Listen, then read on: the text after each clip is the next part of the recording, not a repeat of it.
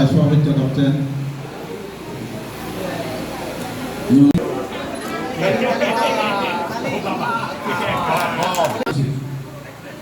আসলে আমরা এখানে যে জন্য জড়িত হই, একত্রিত হই, আমার আত্মনিয়ন্ত্রণ অধিকার চাই, এই ধরনের অনেকগুলো স্লোগান শুরু ভুলে গেছি। এই যে জেলা পরিষদ জনজাতি প্রকল্প তালুকদার যে উপস্থিত আছেন,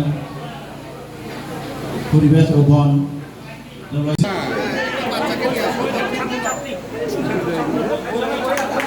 আছেন পার্বত্য জেলা মহোদয়, আরো বেশি যে অতিথি উপস্থিত আছেন